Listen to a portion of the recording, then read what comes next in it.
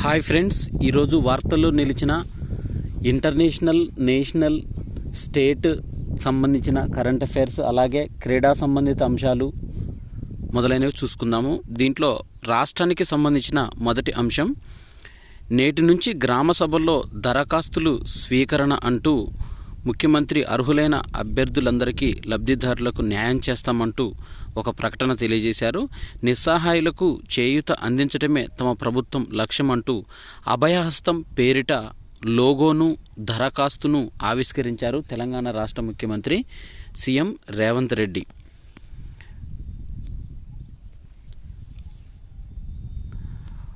భారత్ జోడో యాత్రను కొనసాగించిన రాహుల్ గాంధీ గతంలో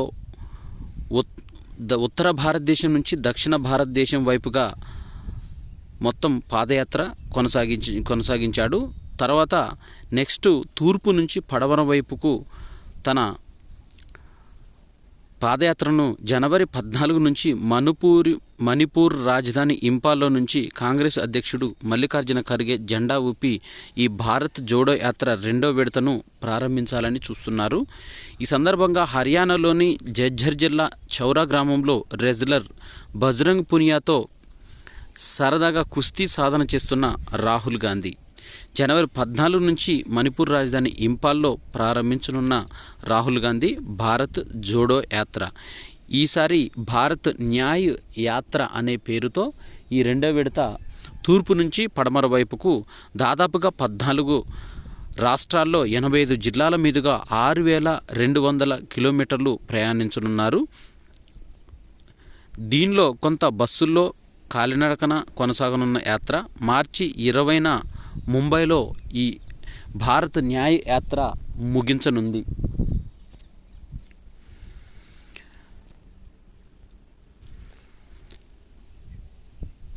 మహారాష్ట్ర మాజీ గవర్నర్ దివంగత జస్టిస్ కొండా మాధవరెడ్డి శత జయంతి ఉత్సవాలను హైదరాబాద్లోని ఏవీ కళాశాలలో ఆవిష్కరించారు, ఘనంగా జరుపుకున్నారు. ఈ సందర్భంగా ఈ వేడుకలలో పాల్గొన్న భారత ఉపరాష్ట్రపతి అయిన జగదీప్ ధన్ఖడ్ దేశంలో కొత్తగా తీసుకొచ్చిన భారతీయ న్యాయ సంహిత, భారతీయ నాగరిక సురక్ష సంహిత, భారతీయ సాక్ష్య చట్టాలు శిక్ష కంటే న్యాయంపైనే దృష్టి సారిస్తున్నాయంటూ ఈ సందర్భంగా తెలిపారు.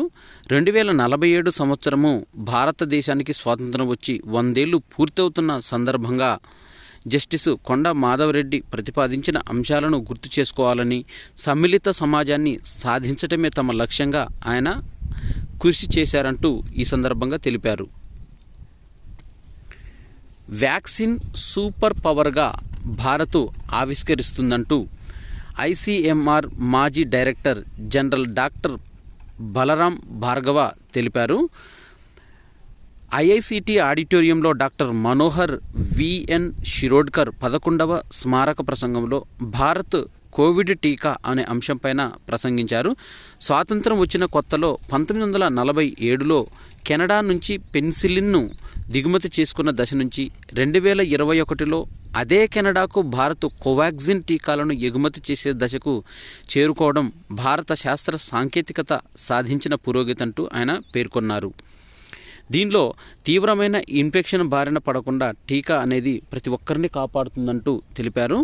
కోవిడ్ టీకాలను అనేక దశల్లో పరీక్షించిన తర్వాతనే వినియోగానికి WHO అనుమతి ఇచ్చింది.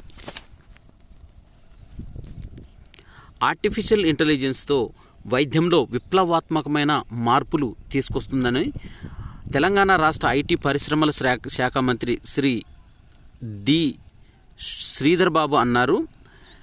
వైద్య రంగంలో ఏఐని వినియోగించడం, ఇతర ఉపయోగాలు అనే అంశంపైన వివిధ రంగాల నిపుణులతో ఒక కీలక సదస్సు నిర్వహించారు. దీన్ని మంత్రి శ్రీధర్ బాబు ముఖ్య అతిథిగా హాజరై ప్రసంగించారు. కరోనా సమయంలో ప్రభుత్వం, ఆరోగ్య సంస్థలు, నిపుణులు పరస్పరం సహకరించుకొని మహమ్మారిపైన పోరాటం చేసేందుకు ఆర్టిఫిషియల్ ఇంటెలిజెన్స్ ఎంతో కీలకంగా మారిందని చెప్పారు. గగనతలంలో ఇస్రో సాధించిన విజయాలు ఎంతో కొనియాడుతుంది ప్రపంచ దేశాలన్నీ కూడా. ఈ ఏడాది ఆదిత్య L1, చంద్రయాన్ 3 మొదలైన ప్రాజెక్టులలో పాల్గొన్న మహిళలు నిగర్ షాజీ, ఈమె వ్యవసాయ కుటుంబం నుంచి వచ్చారు. తమిళనాడులోని సెంగోట, మదురై కామరాజ్ విశ్వవిద్యాలయం నుంచి ఎలక్ట్రానిక్స్ అండ్ కమ్యూనికేషన్ ఇంజనీరింగ్ చేశారు. ఇస్రోలో 1987లో ఉద్యోగం సాధించారు. ఆదిత్య L1 ప్రాజెక్టు డైరెక్టర్గా నిగర్ షాజీ బాధ్యతలు స్వీకరించారు. ఇక అనితా కృష్ణమూర్తి, ఈమె ప్రిజర్వెన్స్ రోవర్ ద్వారా అక్కడ శాంపిళ్లను భూమికి తెప్పించడంలో ఒక కీలక పాత్ర పోషించారు. అనితా కృష్ణమూర్తి బెంగుళూరుకు చెందిన ఆమె 13 ఏళ్ల క్రితం నాసాలో పనిచేయాలన్న చిన్ననాటి కలను వెంటబెట్టుకుని అమెరికా చేరింది. తన కలను నెరవేర్చుకోసం సులువుగా కాదని కొన్నాళ్ళకి అర్థమయ్యి మసాచుసెట్స్ ఇన్స్టిట్యూట్ ఆఫ్ టెక్నాలజీలో చదివితే అవకాశం వస్తుందని దానిలో సీటు సంపాదించి ఏరోనాటిక్స్ అండ్ ఆస్ట్రోనాటిక్స్లో PhD చేసింది. అనుకున్నట్టుగానే 2020లో ఇస్రోలో కొలువు సాధించింది ఈ అనితా కృష్ణమూర్తి. ఓషన్ షాట్ 2 మంగళయాన్, చంద్రయాన్ 2 ఉపగ్రహాలకు పనిచేసిన వ్యక్తి MV రూప. ఈమె జైచాము రాజేంద్ర కాలేజీలో ఎలక్ట్రానిక్ ఇంజనీరింగ్ చేసి కంప్యూటర్ సైన్స్లో MTech పూర్తి చేశారు. మైసూర్లో పుట్టి పెరిగింది ఈమె. ఖోఖో, ఇతర జాతీయ స్థాయి క్రీడల్లో స్పేస్ క్రాఫ్ట్ కంట్రోలర్ డివిజన్ సైంటిస్ట్గా బెంగళూరులో ఇస్రోలో తన ప్రస్థానం మొదలుపెట్టారు ఈమె MV రూప. తర్వాత ఇస్రో టాప్ ఇంజనీర్లలో ఒకటైన VR లలితాంబిక ఈ ఏడాది అత్యున్నత ఫ్రెంచ్ పౌర పురస్కారమైన the Legion d' honneur of ఫ్రాన్స్ను అందుకున్నారు. Directorate of human space flight ప్రోగ్రాంకు డైరెక్టర్గా కూడా ఈమె పనిచేశారు. కేరళలోని తిరువనంతపురంలో లలితాంబిక స్వస్థలం. 1998 సంవత్సరము తిరువనంతపురంలో విక్రమ్ సారాభాయ్ స్పేస్ సెంటర్లో చేరారు. మొదట్లో చాలా వైకల్యాలు ఎదుర్కొన్నారు, కానీ ప్రతి ఫెయిల్యూర్ కొత్త పాఠం నేర్పిందంటూ, ప్రతి విజయం కొత్త శక్తిని ఇచ్చిందంటూ లలిత ఈ సందర్భంగా తెలిపారు. చంద్రయాన్ 3 ప్రాజెక్టు ముందు నడిపించారు కల్పన. ఉమ్మడి చిత్తూరు జిల్లాలోని తడుకు ఆమె స్వస్థలం. మద్రాస్ యూనివర్సిటీలో బీటెక్ ఎలక్ట్రానిక్ అండ్ కమ్యూనికేషన్ ఇంజనీరింగ్లో చదివిన కల్పన చంద్రయాన్ 2 ప్రాజెక్టుకు సహా పలు కీలక ప్రాజెక్టులు తమ సేవలు అందించారు. చంద్రయాన్ 3 ప్రాజెక్టుకు అసోసియేటెడ్ ప్రాజెక్ట్ డైరెక్టర్గా వ్యవహరించారు. వీరంతా కూడా 2023లో మహిళా శక్తిగా ఎదిగిన వారు నిగర్ షాజీ, అనితా కృష్ణమూర్తి, MV రూప, VR లలితాంబిక, కల్పన అనేవారు. ఒక ప్రత్యేక కథనాన్ని వీరి మీద ప్రచురించారు. తెలంగాణ రాష్ట్ర ప్రభుత్వం కొత్తగా ప్రవేశపెడుతున్న అభయ హస్తం అనే పేరిట 6 గ్యారంటీలను ముందుకు తీసుకొస్తుంది. దీనిలో భాగంగా 6 గ్యారంటీలలో మొదటగా 5 గ్యారంటీలను ప్రవేశపెడుతున్నారు. దీనికి కావలసిన జతపరాల్సిన పత్రాలు ఏమంటే ఆధార్ కార్డు, రేషన్ కార్డు కాపీలు. ఈ అభయహస్తం గ్యారంటీల పథకాలను లబ్ధిదారుల ఎంపిక కోసం రాష్ట్ర ప్రభుత్వం ఒక సమాచారాన్ని తీసుకొచ్చింది. ప్రజాపాలన దరఖాస్తు ఫారాన్ని బుధవారం విడుదల చేసింది. ఇందులో 4 పేజీలు ఉన్నాయి. మహాలక్ష్మి, రైతు భరోసా, గృహజ్యోతి, ఇందిరమ్మ ఇల్లు, చేయూత 5 పథకాల వివరాలు ఇందులో ఉన్నాయి. దీంట్లో మహాలక్ష్మి పథకం కింద 2500 ఆర్థిక సహాయం, 500 రూపాయలకే గ్యాస్ సిలిండర్, ఆర్టీసీ బస్సుల్లో ఉచిత ప్రయాణం. రైతు భరోసా కింద రైతు మామూలుగా రైతా లేకపోతే కౌలు రైతా అనే అడ్రస్లను టిక్ చేయాల్సి ఉంటుంది. ఇక ఇందిరమ్మ ఇల్లు లేని వారి కోసం ప్రవేశపెట్టింది ఇందిరమ్మ ఇల్లు అనే పథకం. దీంట్లో ఉద్యమకారులైతే వారిపైన ఏమైనా కేసులుంటే FIR, వాటికి సంబంధించిన వివరాలన్నీ కూడా టిక్ చేయాల్సి ఉంటుంది. ఎవరైనా ఉద్యమంలో మరణించినట్టయితే ఆ మరణించిన వారి వివరాలను కూడా FIR అయితే FIR, ఎక్కడ శిక్ష అనుభవించిన ప్రదేశం, ఇవన్నీ కూడా చేయాల్సి ఉంటుంది.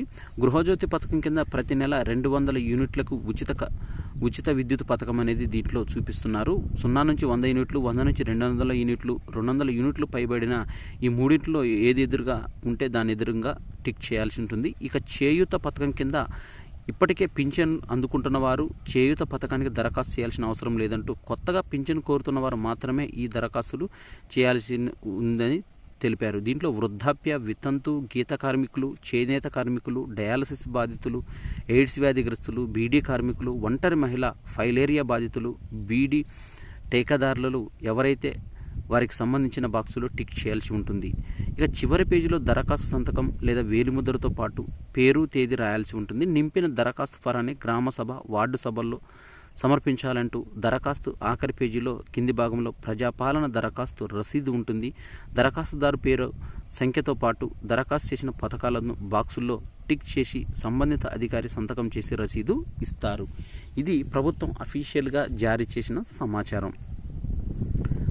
ఇక కేంద్ర ప్రభుత్వము సంక్షేమ పథకాలు అందరికీ చేరువయ్యేలా వికసిత్ భారత్ సంకల్ప యాత్ర లక్ష్యమంటూ తెలంగాణ గవర్నర్ తమిళిసై సౌందరరాజన్ పేర్కొన్నారు. లాలాపేటలోని ప్రొఫెసర్ జయశంకర్ స్టేడియంలో బుధవారం ఆమె వికసిత్ భారత్ సంకల్ప యాత్రని జెండా ఊపి ప్రారంభించారు.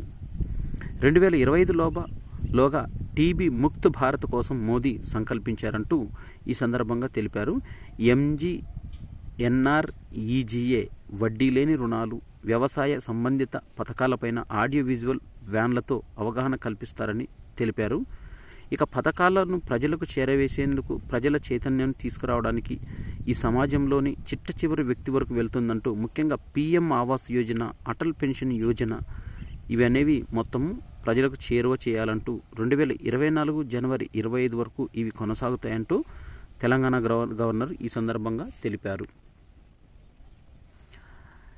ఎన్ఐఆర్డి హైదరాబాదులో జాతీయ గ్రామీణాభివృద్ధి సంస్థ ఎన్ఐఆర్డి అభివృద్ధి నాయకత్వ పురస్కారాలు 2023 సంవత్సరానికి లభించింది. కేంద్ర వ్యవసాయ, గిరిజన సంక్షేమ శాఖల మంత్రి అర్జున్ ముండా చేతుల మీదుగా సంస్థ అసోసియేటెడ్ ప్రొఫెసర్ సుర్జిత్ విక్రమన్ ఈ పురస్కారాన్ని అందుకున్నారు. అగ్రికల్చర్ టుడే గ్రూప్ సంస్థ స్థాపించిన ఈ పురస్కారానికి సుప్రీంకోర్టు మాజీ ప్రధాన న్యాయమూర్తి సదాశివం అధ్యక్షత వహించారు. క్షయ పాగాకు కారణాలను centre of biological sciences institute for stem cells science and regenerative medicine శాస్త్రవేత్తలు ఈ ఘనతను సాధించారు. మైక్రోబాక్టీరియం ట్యూబర్కులోసిస్ అనే బ్యాక్టీరియా వల్ల క్షయ వస్తుందంటూ ఎలాంటి లక్షణాలు ప్రదర్శించకుండానే ఇది మానవుల్లో దశాబ్దాల పాటుగా పాగా వేయగలదంటూ ఈ సందర్భంగా తెలిపారు. టీబీ మందులను ఏమార్చగలుగుతుందంటూ ఒక దశలో అది తిరిగి క్రియాశీలకమైన ఇన్ఫెక్షన్ను కలిగిస్తుందంటూ క్షయ బ్యాక్టీరియాలోని కొన్ని ప్రోటీన్లను పనిచేయడానికి ఐరన్, సల్ఫర్ సమూహాలే ఆధారమంటూ ఈ సందర్భంగా తెలిపారు. భారత శాస్త్రవేత్తల పరిశోధన సాగించారు. ఎస్యుఎఫ్ ఒపెరాన్ అనే ఒక తరగతి జన్యువులే వీటిని ఉత్పత్తి చేస్తున్నట్లు గుర్తించారు. ఐఎస్సిఎస్ అనే మరో జన్యువు కూడా ఈ సమూహాలను ఉత్పత్తి చేస్తున్నట్టు కనుగొన్నారు. ఐరన్, సల్ఫర్ క్లస్టర్లకు ఉత్పత్తి చేయడానికి ఈ రెండు అంశాలు ఎందుకు అవసరమన్నట్టు శాస్త్రవేత్తలు అంతుబట్టం లేదని ఈ సందర్భంగా తెలిపారు. ఎంఫిల్ కోర్సులను పునరుద్ధరణ రద్దు చేసేందుకు ఆ కోర్సుల్లో ప్రవేశాలు చేపట్టవద్దని అన్ని విశ్వవిద్యాలయాలకు యూజీసీ ఆదేశించింది. ప్రస్తుత విద్యా సంవత్సరంలో 2023-24 సంవత్సరంలో ఎంఫిల్ అనే కోర్సు ప్రవేశం చేయవద్దని, విద్యార్థులు సైతం చేరవద్దని పేర్కొంది. ఎంఫిల్ కోర్సును అందించవద్దని 2022లోనే యూజీసీ స్పష్టం చేసిన కొన్ని వర్సిటీలు దరఖాస్తులు స్వీకరిస్తున్నట్టు తమ దృష్టికి వచ్చిందంటూ యూజీసీ కార్యదర్శి మనీష్ జోషి తెలిపారు. నూతన జాతీయ విద్యా విధానం 2020లోనే ఈ నిర్ణయం అనేది తీసుకున్నారని తెలిపారు యూజీసీ. అమృత్ భారత్ ఎక్స్ప్రెస్ రైళ్లలో ద్వితీయ శ్రేణి స్లీపర్ తరగతుల టికెట్ ఛార్జీలు ఇతర మెయిల్ ఎక్స్ప్రెస్ల కంటే 15-17% ఎక్కువగా ఉన్నాయంటూ దీనితోని 50 కిలోమీటర్లలోపు దూరానికి కనీస టికెట్ ధర 35 రూపాయలుగా ఉంటుంది. దానికి రిజర్వేషన్ రుసుం, ఇతర ఛార్జీలు అదనమని రైల్వే బోర్డు జోన్లకు సమాచారాన్ని ఇచ్చింది. ఆ రెండు తరగతుల్లో ఏ దూరానికి ఎంతెంత ఛార్జీలు వసూలు చేసేది తెలిపే పట్టికను దానికి జత చేసి ప్రభుత్వం తిరిగి చెల్లించని రాయితీ ఉచిత టికెట్లను ఈ రైళ్లలో అనుమతించబోమని తెలిపారు. మానసిక రుగ్మతలకు సంతానలేమికి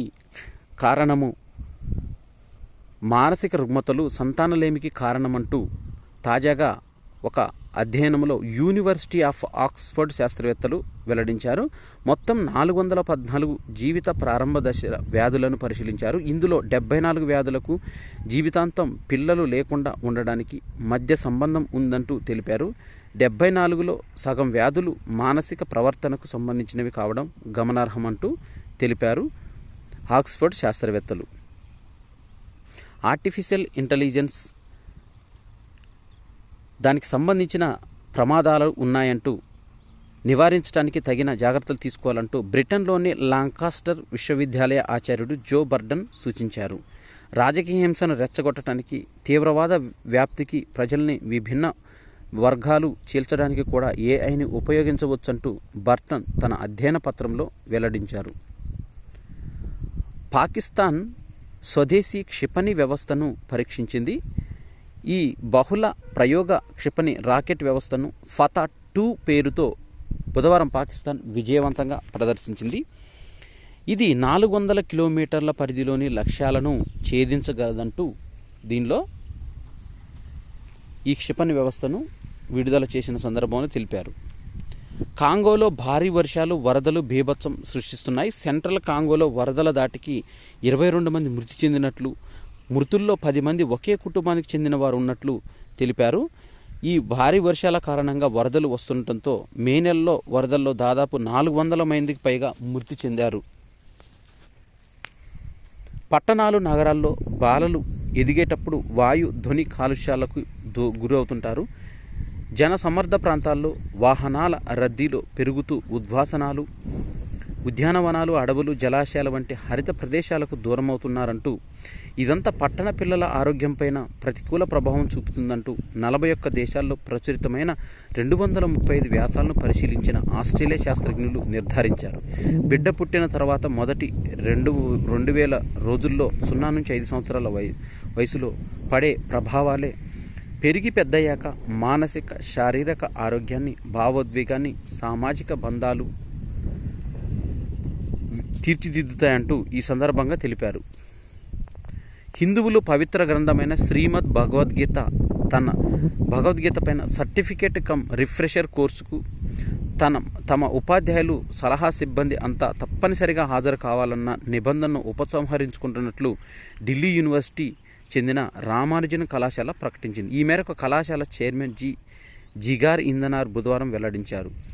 అయితే జనవరి 9 జరిగే ఈ కార్యక్రమంలో తప్పనిసరిగా పాల్గొనాలంటూ కళాశాల పేర్కొనడానికి వర్సిటీ టీచర్ల సంఘం కొంతమంది వ్యతిరేకించిన సందర్భంలో ఈ నిర్ణయాన్ని తీసుకున్నారు. ఈ నెల 30న అయోధ్య పర్యటనకు ప్రధాని నరేంద్ర మోదీ వెళ్లనున్నట్టు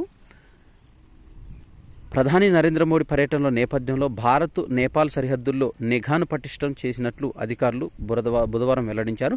ఉత్తరప్రదేశ్ రాష్ట్ర పోలీసుతో పాటు సశస్త్ర సీమ బల్, ఎస్ఎస్బి ఇంటెలిజెన్స్ వర్గాలు సంయుక్తంగా ఈ బాధ్యతలను చేపట్టాయి. సరిహద్దులో అవాంఛనీయ కదలికలకు నిరోధించేందుకు భారత్లోకి ప్రవేశించే ప్రతి ఒక్కరి గుర్తింపు కార్డులను పరిశీలించనున్నట్టు గోరఖ్పూర్ ఎస్ఎస్బి డిఐజీ అఖిలేశ్వర్ సింగ్ తెలిపారు. కళాకారులు కవిత, భానుశీలి, అశోక్ లెన్స్ సాంకేతిక సహాయంతో తాజా పూలపైన శ్రీరాముడు చిత్రాన్ని, అయోధ్య ఆలయ ఆకృతిని చిత్రించారు. వీటిలో అయోధ్యలో ప్రదర్శనకు ఉంచారు. అయోధ్యలో ఈ నెల 30న మోదీ ప్రారంభించనున్న మర్యాద పురుషోత్తం శ్రీరామ్ అంతర్జాతీయ విమానాశ్రయం చిత్రం ఇది. ఉగ్రపోరులో తుది విజయం సైనికులదే అంటూ, ప్రజల మనసులను సైన్యం గెలుచుకోవాలంటూ కేంద్ర హోంమంత్రి రాజ్నాథ్ సింగ్ ఈ సందర్భంగా తెలిపాడు. రక్షణ శాఖ మంత్రి మాట్లాడుతూ, దేశ రక్షణ కోసం పాటుపడే ప్రజల హృదయాలను నెగ్గాలిన గురుతర బాధ్యతను రక్షణ దళాల భుజస్కంధాలపై ఉందంటూ, పూంచ్లో ఇటీవలి ఉగ్రదాడి 3 సాధారణ పౌరులు ప్రాణాలు కోల్పోవడం వంటి పరిణామాల నేపథ్యంలో భద్రత పరిస్థితులు సమీక్షించడానికి బుధవారం ఆయన జమ్మూకు వచ్చారు. రాజౌరిలో సైనిక బలగాలను ఉద్దేశించి ప్రసంగించారు. భారత్, రష్యాల మధ్య ఉభయ ప్రయోజనకర బంధం అనేది కంటిన్యూగా కొనసాగుతుందంటూ ఆ దేశ ఇరు దేశాలకు సంబంధించిన ఫారెన్ మినిస్టర్సు భారత్కు సంబంధించి జైశంకర్, రష్యాకు సంబంధించి సెర్గీ లవ్రోవ్ ఒప్పందాల పత్రాలను మార్చుకున్నారు. ఈ సందర్భంగా భారత్ రష్యా సంబంధాలు చాలా బలంగా స్థిరంగా ఉన్నాయంటూ విదేశీ వ్యవహారాల శాఖ మంత్రి ఎస్ జయశంకర్ ఉద్ఘాటించారు. ఇరు దేశాలు ఉభయ ప్రయోజనకర సంబంధం పేర్కొన్నారు. రష్యాలో 5 రోజుల పర్యటనలో భాగంగా ఆ దేశ విదేశాంగ మంత్రి సెర్గీ లవ్రోవ్తో జయశంకర్ భేటీ అయ్యారు.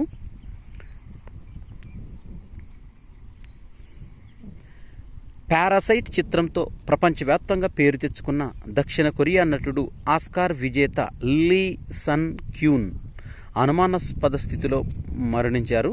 ఆయన ఆత్మహత్య చేసుకున్నట్లు కూడా సమాచారం ఉందంటూ దక్షిణ కొరియా రాజధాని సియోల్లో ఓ పార్కులో నిలిపిన ఉన్న వాహనంలో లీ అపస్మారక స్థితిలో ఉండగా అక్కడ పోలీసులు గుర్తించినట్టు ఆయన రాసిన సూసైడ్ నోట్ను వారు స్వాధీనం చేసుకున్నారు. 2020లో ఆయన నటించిన పారాసైట్ సినిమా ఉత్తమ చిత్రంతో పాటు 3 విభాగాల్లో ఆస్కార్ అవార్డులను గెలుచుకుంది. అంతేకాకుండా ఆస్కార్ గెలిచిన తొలి దక్షిణ కొరియన్ చిత్రంగా నిలిచింది.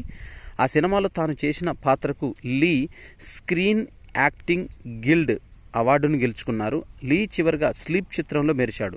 కొద్ది రోజులుగా ఆయన డ్రగ్స్ కేసు విచారణలో పాల్గొంటున్నారంటూ ఆ కేసు సందర్భంగా ప్రాజెక్టులకు కోల్పోయారంటూ సన్నిహిత వర్గాలు తెలిపాయి. ఇక్కడ గుర్తుపెట్టుకోవాల్సింది పారాసైట్ చిత్రంలో నటించినందుకు ఇతనికి ఆస్కార్ అవార్డు గెలుచుకున్నారు లీ. విక్టరీ వెంకటేష్ టాలీవుడ్ ఇండస్ట్రీకి సంబంధించిన విక్టరీ వెంకటేష్ 75 సినిమాలకు సంబంధించిన 75 సినిమాల ప్రయాణాన్ని పురస్కరించుకొని ఒక వేడుకను నిర్వహించారు. మొదటి చిత్రము కలియుగ పాండవులు. ఈ చిత్రంతోని సినీ ప్రయాణం మొదలైంది. ఇటీవల విడుదలకు సిద్ధంగా ఉన్న చిత్రము సైంధవ్. ఈ సైంధవ్ అనే సినిమా 75వ సినిమా కాబట్టి 75 సంవత్సరాలకు సంబంధించిన ఒక వేడుకను హైదరాబాదులో నిర్వహించారు.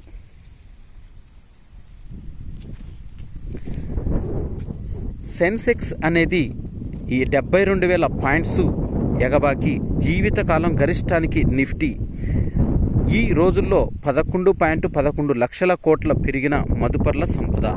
2023-24 ఆర్థిక సంవత్సరంలో తొలి అర్ధభాగంలో దేశీయ సిమెంట్ పరిశ్రమల అమ్మకం 17% పెరిగింది. తొలి రోజే షేరు స్టాక్ ఎక్స్చేంజ్లో శుభారంభం చేసింది. ఇష్యూ ధర 850తో పోలిస్తే బీఎస్ఈలో 17.7% అధికంగా పెరిగింది. భారత్ జీపీటీని తీసుకురావడానికి జియో భావిస్తుందంటూ Reliance Jio Infocomm chairman Akash Ambani పేర్కొన్నారు. టెలివిజన్ల కోసం ఒక ఆపరేటింగ్ సిస్టమ్ను తీసుకురావడానికి విస్తృత స్థాయిలో పనిచేస్తున్నట్లు తెలిపారు. ఇక్కడ బుధవారం జరిగిన ఒక సంస్థ వార్షిక టెక్ ఫెస్ట్లో 32 ఏళ్ల ఆకాష్ మాట్లాడుతూ కంపెనీ అభివృద్ధికి ఒక వ్యవస్థగా రూపొందించడం చాలా ముఖ్యం. జియో 2.0 ఇప్పటికే పనులు మొదలయ్యాయి. ఐఐటి బాంబేతో కలిసి భారత్ జీటీపీ ప్రోగ్రాం పైన పనిచేస్తున్నామంటూ ఈ సందర్భంగా తెలిపారు.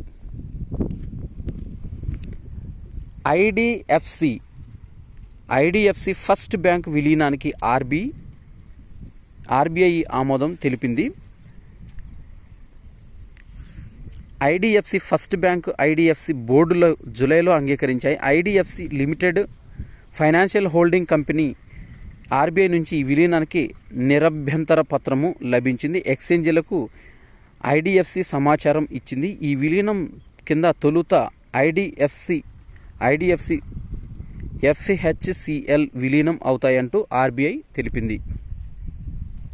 2023-24 ఆర్థిక సంవత్సరంలో భారత్ డైనమిక్స్ లిమిటెడ్ అంచనా 3,200 కోట్ల వార్షిక ఆదాయంతో పరిశోధన అభివృద్ధి కార్యకలాపాలకి భారత్ డైనమిక్స్ లిమిటెడ్ అనేది ఒక పెద్ద పీట వేయనుంది. తాజాగా వెల్లడించింది ఈ సంస్థకు మన సైన్యంతో పాటు పలు దేశాల సైనిక సంస్థల నుంచి పెద్ద ఎత్తున ఆర్డర్లు లభిస్తున్నాయి. అందువల్ల పరిశోధన అభివృద్ధి కార్యక్రమం డిఆర్డిఓ కార్యకలాపాలకు ఉత్పత్తి సామర్థ్యాన్ని పెంచుకోవడం కోసం భారత్ డైనమిక్స్ లిమిటెడ్ యాజమాన్యం సన్నాహాలు చేస్తుంది. బీడీఎల్ నుంచి ఎన్నో రకాల ఆయుధాలు, ఆయుధ వ్యవస్థలు, ఆయుధ సామాగ్రి ఉత్పత్తి చేస్తుంది. Surface to air, air to air మిసైళ్లు, నీటి లోపల వినియోగించే ఆయుధాలు, యాంటీ ట్యాంక్ గైడెడ్ మిసైల్స్ అనేవి ఇక్కడ తయారు చేస్తుంది. డిపాజిట్ల రేట్లను పెంచిన ఎస్బీఐ నుంచి 27 నుంచి అమల్లోకి వస్తాయి. ఇవి డిపాజిట్లపైన 45 రోజుల కాల పరిమితికి డిపాజిట్లపైన వడ్డీ రేటును 50 బేసిస్ పాయింట్లు పెంచి 3.50% చేర్చింది. 46 నుంచి 179 రోజుల ఎఫ్డి పైన 25 బేసిస్ పాయింట్లు పెంచడంతో కొత్తగా వడ్డీ రేటు 4.75% పెరగనుంది.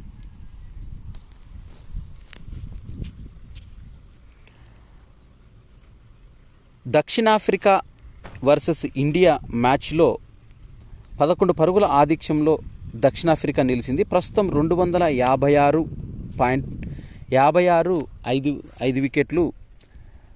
ఎర్గల్ అజేయ సెంచరీ చేశాడు. భారత్ 245కి ఆల్అవుట్ అయింది. రాహుల్ సెంచరీ. ఇక ఈ మ్యాచ్లోని హైలైట్ అంశాలు చూసినట్టయితే మూడు ఫార్మెట్లలోనూ వికెట్ కీపర్గా చేసిన తొలి మ్యాచ్లో 50 పరుగులు సాధించిన ఏకైక ఆటగాడు రాహుల్. 2020లో వన్డేలో ఆసీస్పై 80, టీ20 కివీస్ పైన 56 పరుగులు చేశాడు.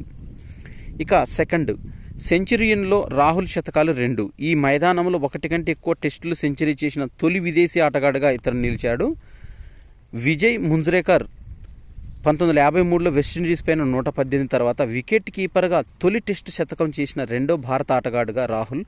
అలాగే పంత్ తర్వాత దక్షిణాఫ్రికాలో సెంచరీ చేసిన రెండో భారత వికెట్ కీపర్ కూడా ఇతనే. ఇక 3, దక్షిణాఫ్రికాలో 1 కంటే ఎక్కువ టెస్టు శతకాలు చేసిన భారత బ్యాటర్లలో రాహుల్ స్థానం 3వ స్థానం. మొదటి వ్యక్తి సచిన్ 5, విరాట్ 2 ముందున్నారు. భారత రెజ్లింగ్ సమాఖ్య ప్రతిరోజు వార్తల్లో నిలుస్తూ వస్తుంది. దీన్ని నడిపించేందుకు భారత ఒలింపిక్ సంఘం 3 సభ్యులతో అడ్హాక్ కమిటీ అనేది ఏర్పాటు చేసింది. భారత వుషు సంఘం అధ్యక్షుడు భూపేందర్ సింగ్ ఈ కమిటీకి chairman. Hockey Olympian MM Soumya, మాజీ షట్లర్ మంజుషా కన్వర్ ఈ కమిటీలో ఇతర సభ్యులు. నిబంధనలను పాటించనందుకు WFIని క్రీడల మంత్రిత్వ శాఖ సస్పెండ్ చేసిన సంగతి తెలిసిందే. ఇది ఒలింపిక్స్ జరిగే సంవత్సరం ఇప్పటి నుంచే సన్నాహాలు ఆరంభించాలంటూ ప్యారిస్ ఒలింపిక్స్లో వీలైనన్ని ఎక్కువ పథకాలు గెలవాలనేది వారి ఉద్దేశం అంటూ భూపేందర్ సింగ్ ఈ సందర్భంగా తెలిపారు. ప్రో కబడ్డీ లీగ్ సీజన్ 10లో భాగంగా జరిగిన మ్యాచ్లో దబాంగ్ ఢిల్లీతో మ్యాచ్ను జైపూర్ పింక్ ప్యాంథర్స్ 30-32 పోరాడి టై చేసుకుంది. ఇక ఈ మ్యాచ్లో మరొక మ్యాచ్లో గుజరాత్ జైంట్స్ 33-30తో తమిళ్ తలైవాస్ను ఓడించింది. ఈరోజు ప్రో కబడ్డీ లీగ్లో Patna pirates versus Haryana Steelers రాత్రి 8 గంటలకు, UP Yoddhas versus Bengaluru bulls అనేవి రాత్రి 9 గంటలకు. ఇవి డిసెంబర్ 28, 2023కు సంబంధించిన కరెంట్ అఫైర్స్. ఈ వీడియో నచ్చినట్టయితే లైక్ చేయండి, కామెంట్ చేయండి, షేర్ చేయండి. నా ఛానల్ సబ్స్క్రైబ్ చేసుకోవడం ద్వారా నేను చేసే వీడియోస్ అన్నీ మీకు నోటిఫికేషన్ రూపంలో వెలువడతాయి. Thanks for watching.